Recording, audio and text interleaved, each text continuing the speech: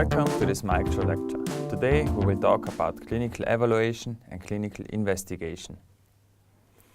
What are the learning goals of today's micro lecture? After watching this video, you will know the difference between clinical evaluation and clinical investigation. We will also go through the process of clinical evaluation and the process of clinical investigation. Let's start with the clinical evaluation. A clinical evaluation means a systematic and planned process to continuously generate, collect, analyze and assess the clinical data pertaining to a device.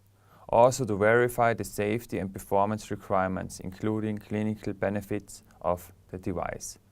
The clinical evaluation is based on clinical data, on literature data. The data can be derived from the product itself, but also from equivalent products. If the available data are insufficient, additionally, clinical data must be generated in a clinical investigation. On this slide, you can see the clinical evaluation process. Let us go through this evaluation process. If you start with a clinical evaluation, the first step is to work out the plan. In this plan, you defined the aim and the structure of the clinical evaluation. After that, you continue with the identification. You collect potential data. After that, you go on with the evaluation. You assess all single data. Next, you do the analyze, in which you make an overview assessment of all relevant data. After that, you write a report in which you are doing the justification and documentation of every step. The next step is writing the confirmation, if you can fulfill the general safety and performance requirements. If it's possible for you to prove the claim, you are on the right way. If the data are insufficient or you need more data, you have to start with the clinical investigation.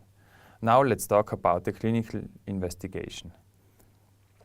The definition from the Medical Device Regulation is any systematic investigation involving one or more human subjects undertaken to assess the safety and performance requirements of the device. The aim of the clinical investigation is to ensure that medical device manufacturers can prove that their products are safe and deliver the promised benefit that overrides the risk. On this slide, you can see the clinical investigation process. Let's go us through this process.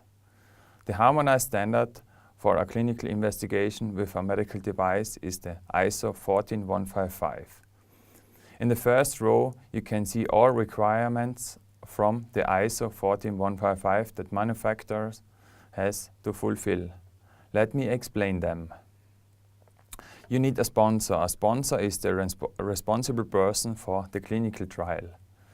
You need a PI, the principal investigator. He or she is the coordinator of the study, and you also need a monitoring. Then you need a clinical investigation plan in which you have all important information about the clinical trial. You also need an investigation brochure which contains all information about your product. Then you need a case report form. In this report, you document all data which are required as defined in the clinical investigation plan. Furthermore, you need a patient information sheet and an informed consent sheet. This document contains all information for the patient. By signing this document, the patient confirms his/her voluntary participation. You also need a risk analysis and an insurance. Moreover, you need a documentation system. The ISO 14155 required for that the trial master file and the investigation site file. After fulfilling these requirements, you need to submit your study to the Ethics Commission and Federal Office. If you get approval, you can start your study. During the study, you need a monitoring and a vigilance system. After closing the study, you write a clinical study report. Next, you confirm the fulfillment of the general safety and performance requirements. if you can show the claim additional clinical investigation is necessary. Now you know the difference between clinical evaluation and clinical investigation. You have an overview of the clinical evaluation process and the clinical investigation process.